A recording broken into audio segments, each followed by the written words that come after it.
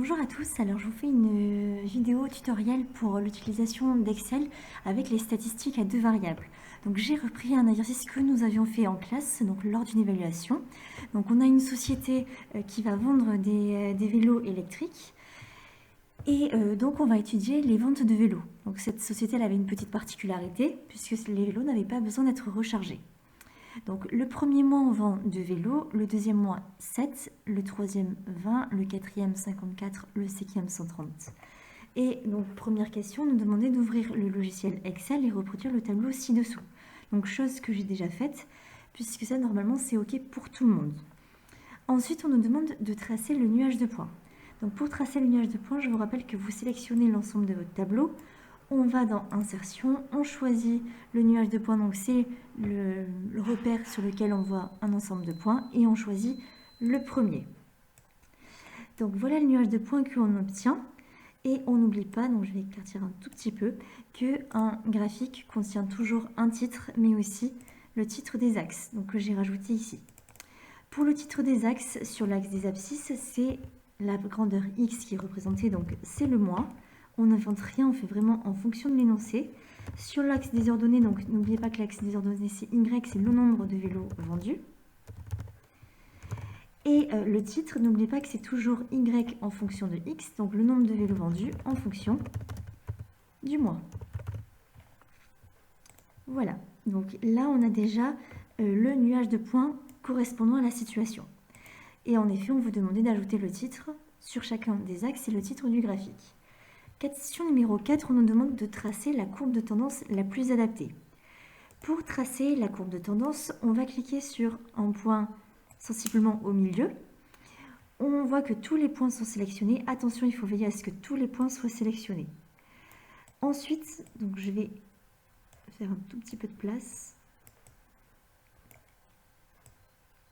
On va donc cliquer sur un point au milieu et on va mettre « Ajouter une courbe de tendance ». Donc je fais un clic droit sur le point du milieu et j'ajoute ma courbe de tendance.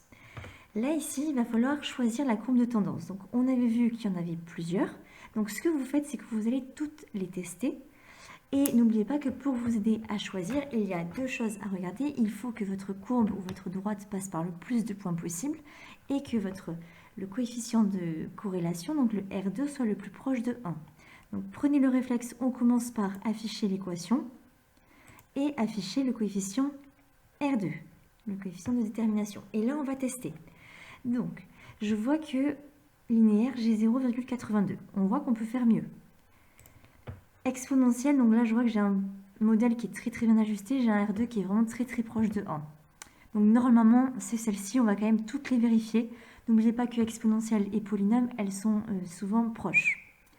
Donc logarithme, on voit qu'elle n'est pas du tout adaptée. Et enfin, donc polynôme, on voit qu'elle est quand même adaptée, mais on voit bien que exponentielle est encore plus précise, puisqu'on a du 0,99. Donc le modèle à choisir, c'est le modèle exponentiel.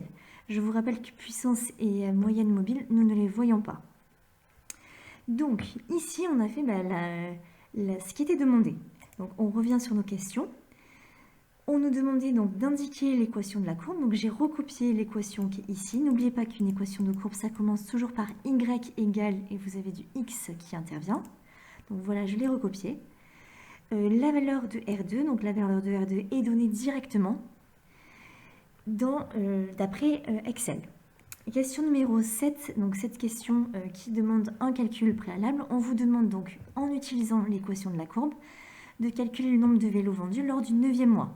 Donc, ce qu'il faut que vous compreniez, c'est que l'équation ici, elle est toujours vraie pour n'importe quel mois. C'est-à-dire que si à chaque fois vous remplacez x par 1, vous devez obtenir ce que nous on avait obtenu. Donc, vous savez que y, c'est le nombre de vélos, et x, c'est le mois. Donc, si vous cherchez un nombre de vélos, déjà, vous cherchez la valeur de y.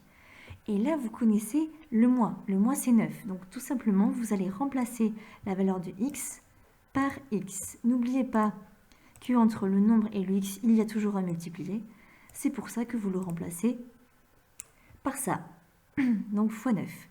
Ensuite, vous tapez sur la calculatrice Numworks. Donc, je vais le refaire pour que tout le monde soit au clair avec ça. Donc, vous avez le bouton enregistrement de l'écran.